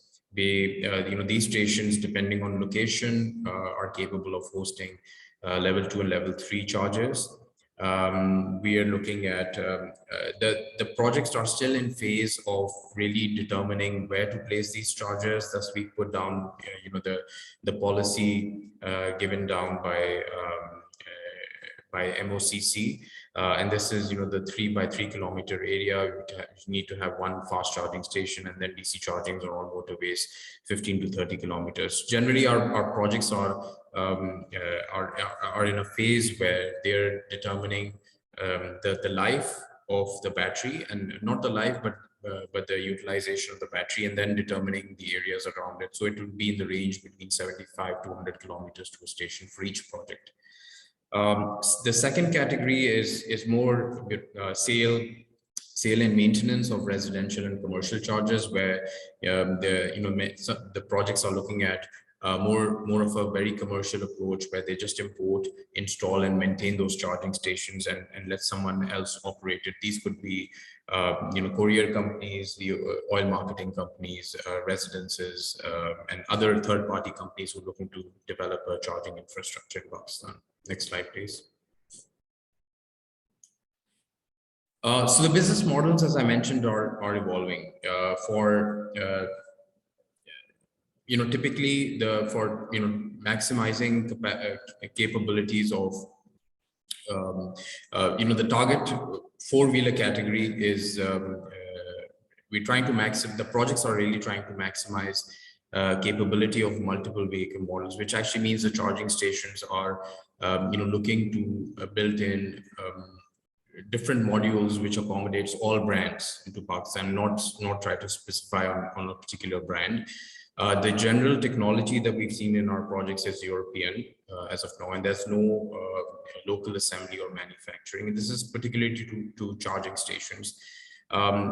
I would like to again now draw from Callie's earlier presentation, where we see the real shift coming out in the US and more developed markets from networking of these charging stations, and there is no networking that is one of the challenges I see in Pakistan is there is no networking connectivity between these charging stations. So there are independent operators putting up their own units. And I believe that will be a second phase, which will really bring about the thrust in terms of network connectivity. Of course, there are other considerations in charging stations. For example, the running costs are much less. It's proven in the development markets. There were earlier talks about the maximum considerations around the maximum sale price being set by NEPRA. It's evident that it's been set, and there is some adequate margin at this phase. So business models are evolving to that effect.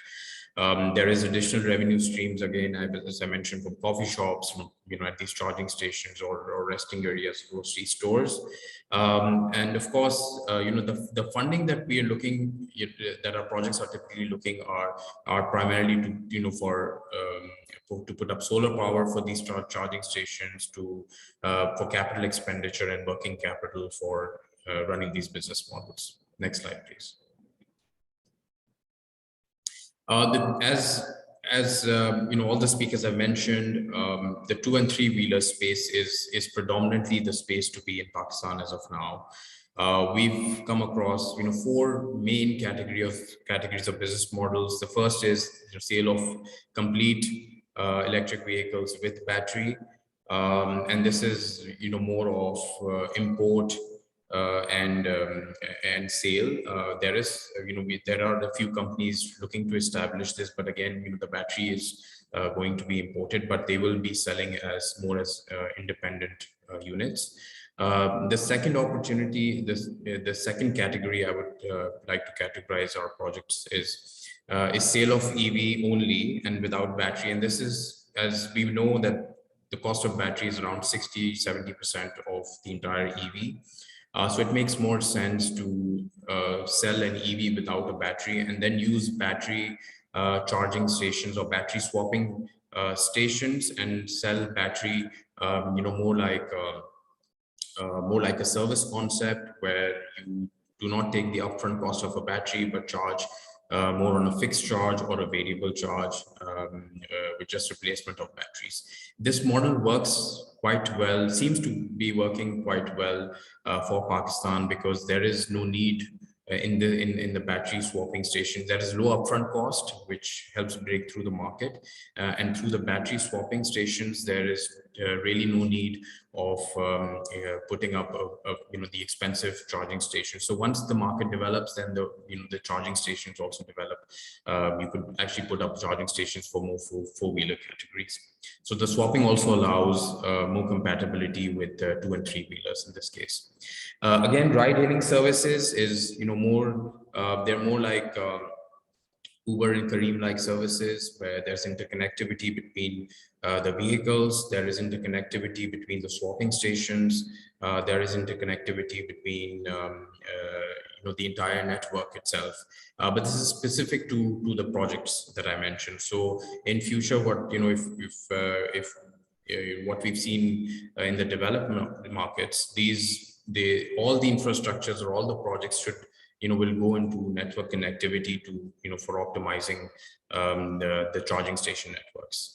Then again, lastly, what we see is a pure battery business where there is no sale of EV, but projects are looking to put up battery swapping stations, and there is no upfront battery cost. You take your EV, change your battery, it's already charged in that premises. It's just a couple of minutes away. You just plug in, plug out, and then you continue with your journey. So it reduces the anxiety of the range anxiety, as you would say.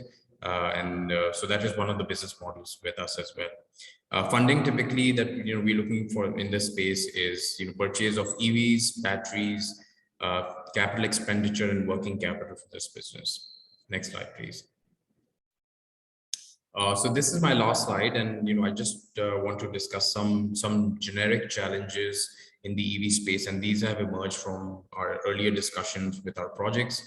Of course, there is a challenge, newer technology in raising, there is a challenge in raising capital because the technology is very new, not tested, not piloted in Pakistan. So there are new pilot projects coming up. People are putting up pilots before they go into a full rollout. Multiple players, many OMCs, many bigger businesses are keying or eyeing the same locations on the motorway. For example, because everyone wants to start with the motorway. There are the same key locations which they feel will be selling, but so this will increase concentration of stations in one location. The third problem that we've discussed internally with our projects is the network of distribution companies in Pakistan is weak and needs to be upgraded, and capacity has to be built in for EV charging stations. So they've expressed this as a very serious concern, and I see from the earlier presentations that work has been done, is been undertaken to accommodate this extra capacity as well.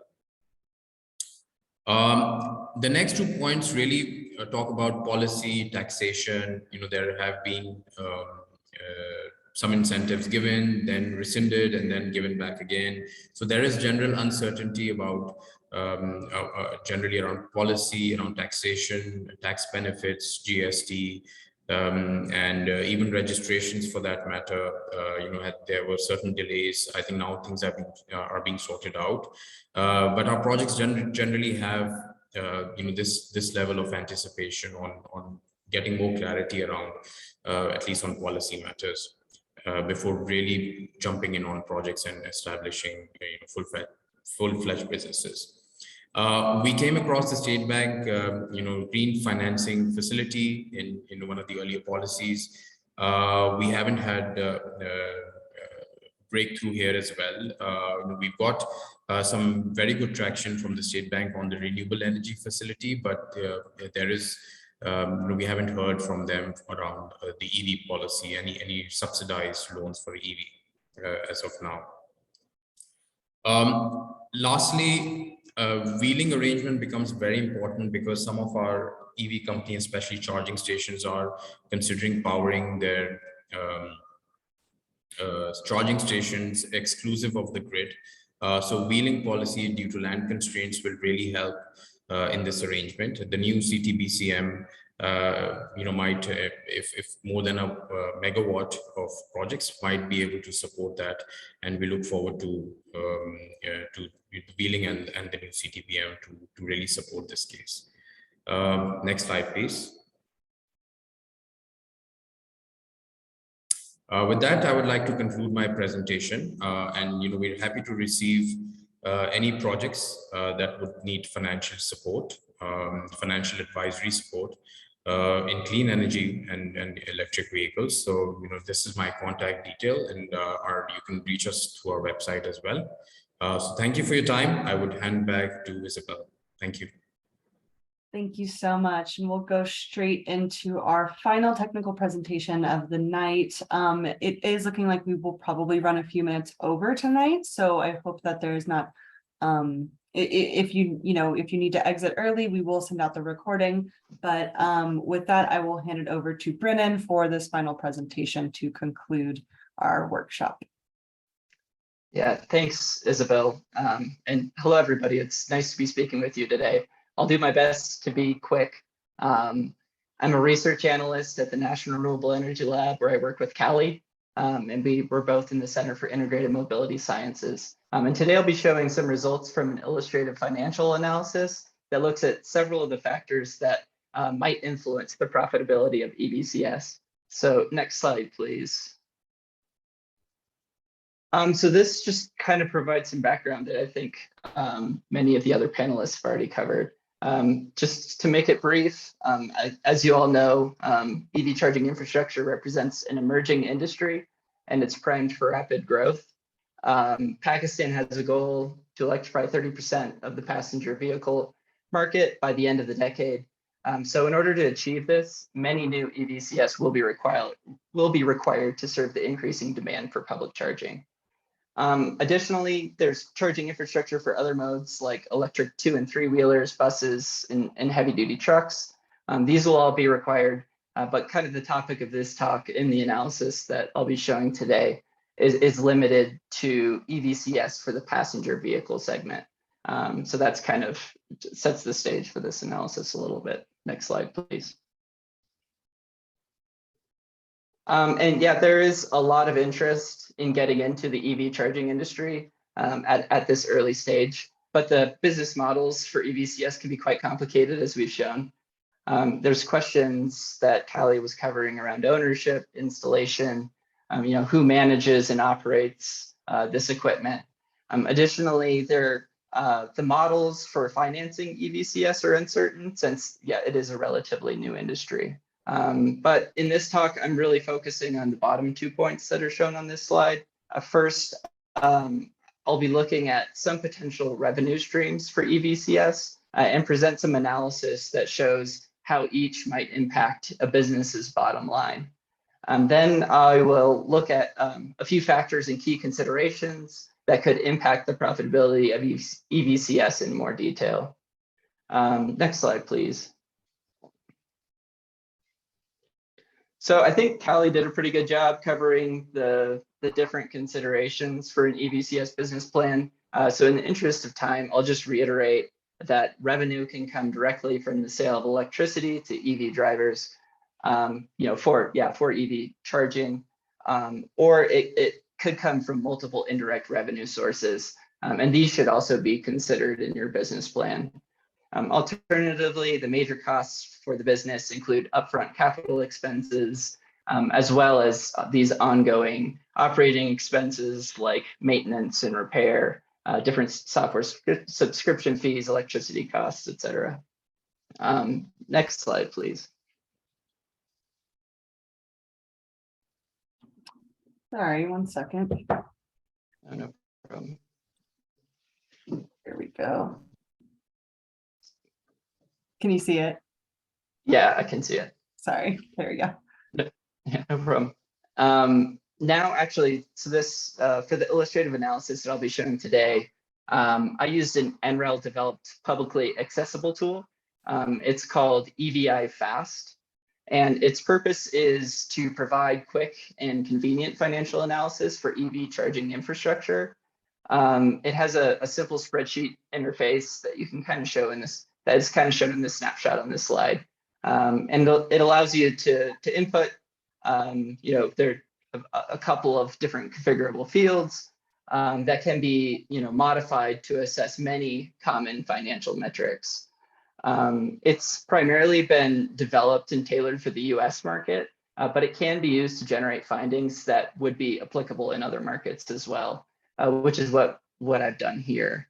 And the link on this slide will take you to the NREL website where you can download the tool. It's free to download, like I said. It only requires a simple registration process. And I would definitely encourage you to do so if you're interested in developing your own scenarios after this talk. So next slide, please. So this provides kind of a brief overview of the analysis that was conducted. So we're considering a semi-fast EVCS that's rated for 25 kilowatts of AC charging. We highlight a few specific sensitivities that are shown here. So we're looking at several different factors to assess their impacts on station profitability. The first is installation costs, which, as we've discussed, they can be highly variable and site dependent. The second is station size. So we're looking at stations with either one port, 2 ports, and 4 ports in this analysis. Station utilization is another key factor that we consider.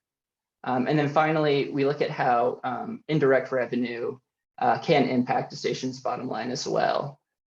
Then kind of at the bottom of the slide, we use 3 common financial metrics to assess each of these business cases.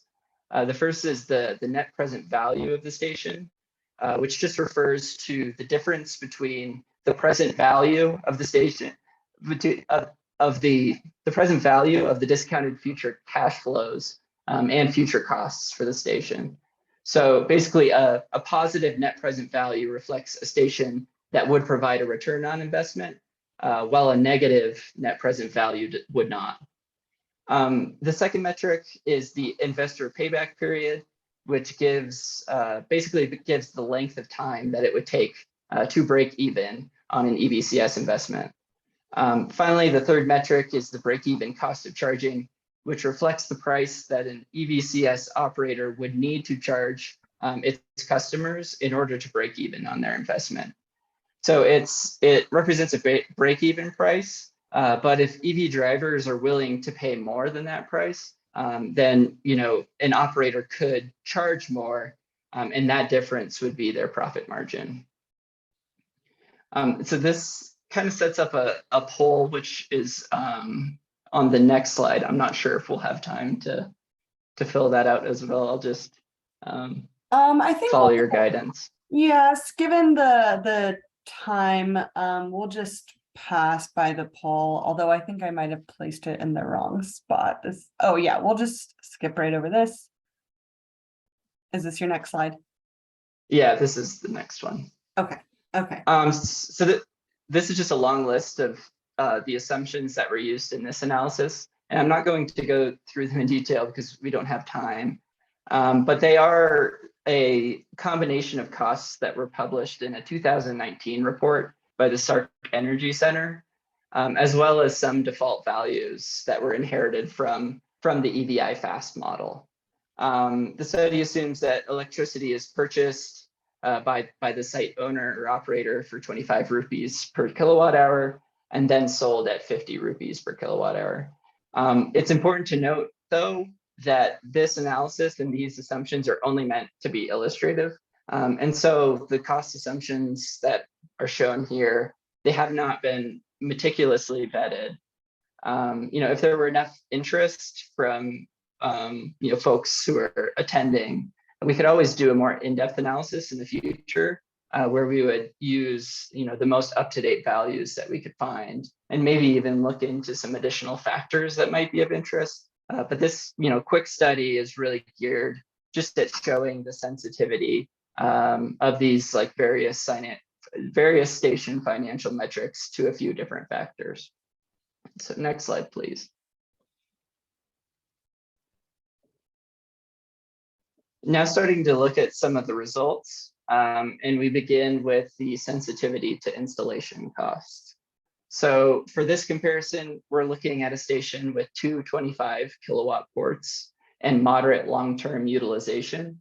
So the only difference between the two scenarios shown here is the installation costs, where the blue uses the baseline values that were shown in the previous slide, and the orange represents a scenario where installation costs are doubled. And we can see from the chart that high installation costs can have a pretty detrimental effect on the profitability of an EVCS. So the station goes from being slightly profitable in the baseline scenario to unprofitable in the high install cost scenario. And that is seen when comparing the net present values.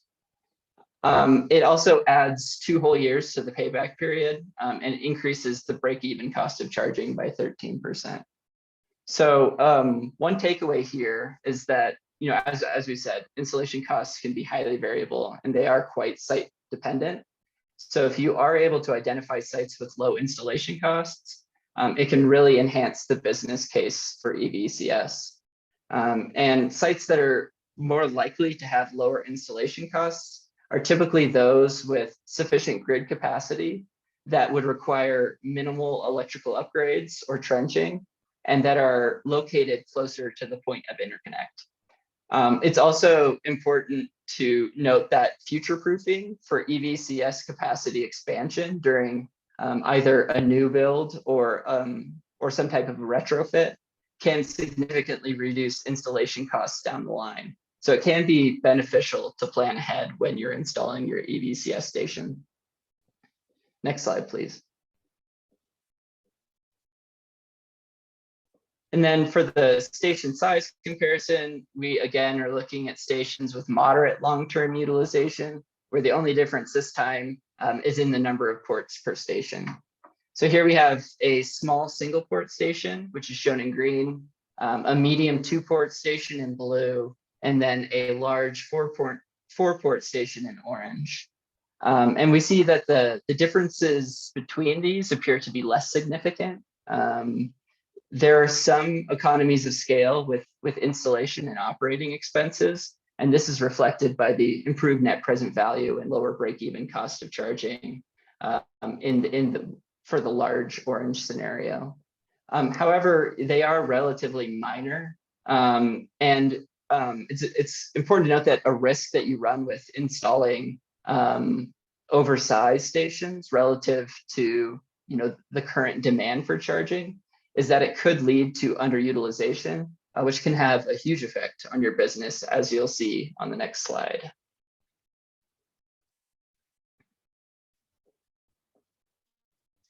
So now looking at station utilization, which is defined here as the percent of energy that is delivered by a station relative to the maximum amount of energy that could be delivered were a station to be in use and supplying its rated power 100% of the time. So the scenario that we constructed is for a 2-port station where a low utilization is one that achieves 5% use over the long term. That's shown in green.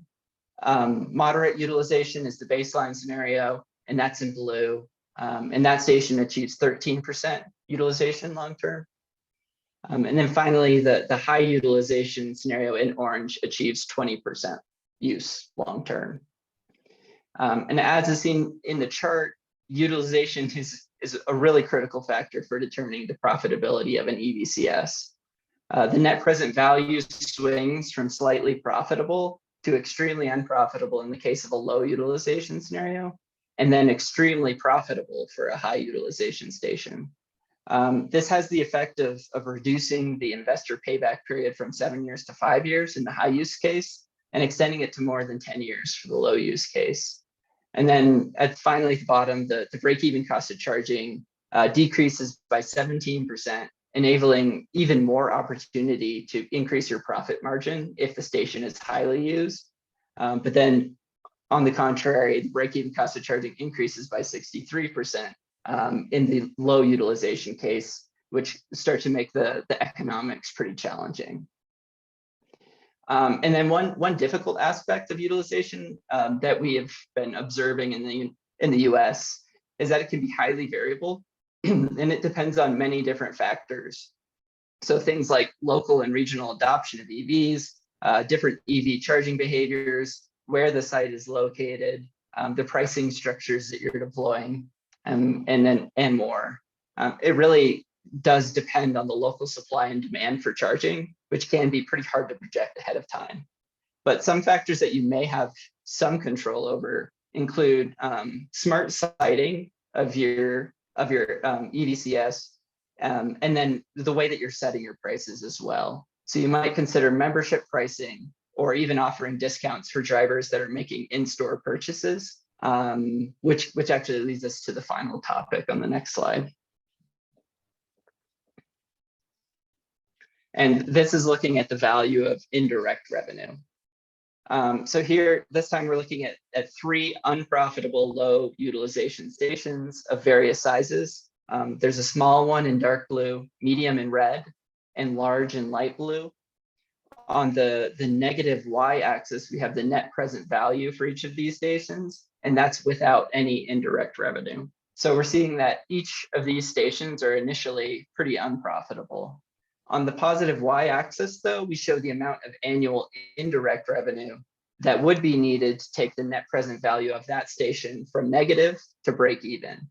And while it definitely isn't insignificant, it might seem reasonable, especially considering that, as it was mentioned, early EV adopters tend to reflect a demographic with higher levels of disposable income that might spend more within your store. The larger the station, the more indirect revenue is needed, which again shows the risk with overbuilding before the demand is there. But indirect revenue can be earned in a number of different ways. There's induced retail sales, which is kind of what we've been discussing. Those are hard to measure, but they do exist, as early research in more EV mature markets has shown, and the New York study that Callie presented. Serving ads to EV drivers while they wait to charge can also provide another form of revenue for the EVCS operator. So yeah, and the possibilities for this type of revenue are quite endless. So it could also pay to be creative there. And then I have one final slide, which are just some main takeaways from this. I can present these, or I can pass it off to Callie to give kind of like higher level takeaways from the entire. You can feel free to proceed, Brennan. Okay. So yeah, I guess I will touch on these quickly. Actually, one thing I didn't really discuss, but wanted to mention here is that EVCS equipment can be expensive, and the costs do tend to increase with the power level of the unit. And advanced networking and user interface features tend to also increase this cost as well. Installation costs are variable. And then by targeting sites that have easier installs, you could decrease your upfront costs, which would improve your financial outlook. A huge factor to consider is the expected utilization.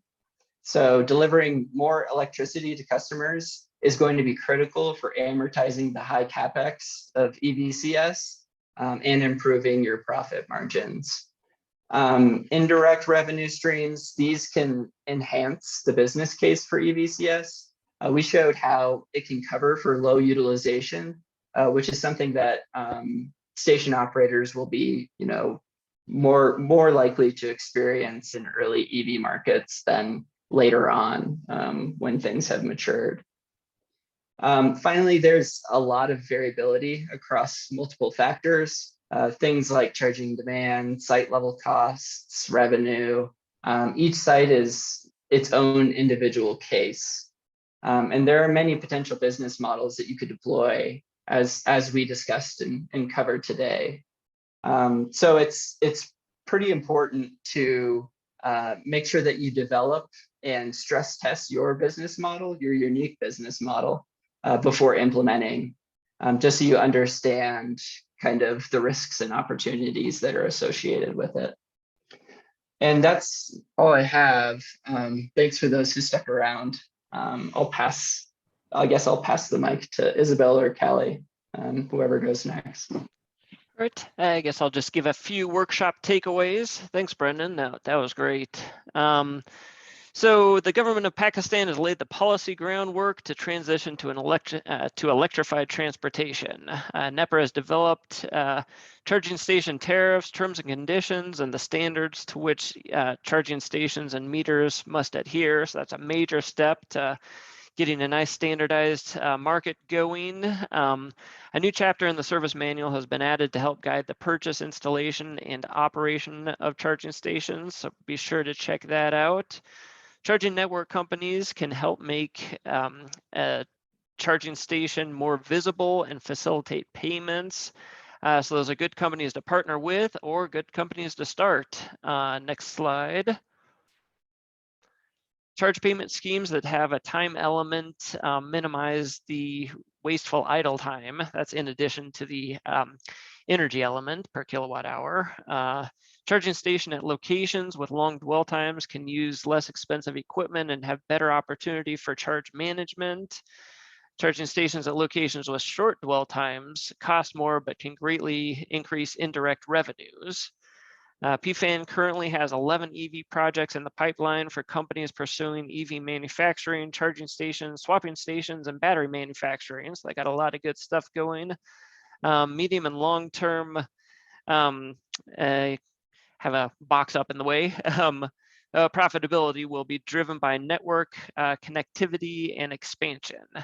So that's everything. I guess if we, what do you think? Should we take a few questions? I know that, Isabel, do you want to talk about getting them the written questions and sending them out? And also, I would like to present this slide of resources with hyperlinks. They're just in general order of what we think you will find the most useful at the top down to the little less useful at the bottom. So Isabel will send the slides out. And do you have any last words, Isabel or Imran? Yeah, I have, I'll go ahead and close this out here. So since we are running over time, we're not going to go into the full Q&A and discussion session as originally planned. What Kelly mentioned is we are going to send out all of the questions that we've gotten so far. We'll send out copies of those questions and those responses, which were all addressed via just writing in the Q&A box. Of course, if you have any questions for Brennan specifically, or any other questions that we did not get to address tonight, please email us. I believe we left Callie's email here, callie.johnson@nrel.gov. Also, we'll be sending out a copy of all of these slides, which have a lot of our presenters' contact information, and just any other, information or resources that you'd like to use. So with that, I would like to thank all of you for attending. I'd also like to thank our speakers, all of our wonderful speakers from NEPRA, USAID, NREL, and PFAN. as well as the Ministry of Climate Change from the government of Pakistan. So thank you all for speaking, and thank you especially to USAID for supporting this webinar and making this webinar happen. And with that, I do want to just give one last reminder that a survey will launch as soon as this session concludes. It will just pop up in your browser. So please do take that survey. It'll take you like 2 minutes. And that information is extremely helpful to us. That's also where you can share any of your thoughts on other topics that you'd like to see covered through this, through these EV workshops. So barring any other last thoughts that any of our speakers have or any of our hosts have, I will go ahead and conclude the webinar today. And again, just thank you everyone for joining, and thank you to all of our speakers for taking the time to prepare these really informative presentations. So thanks everyone. I'll go ahead and Thanks everyone. Bye. Bye. Thanks, Isabel. Of course. Thanks everyone.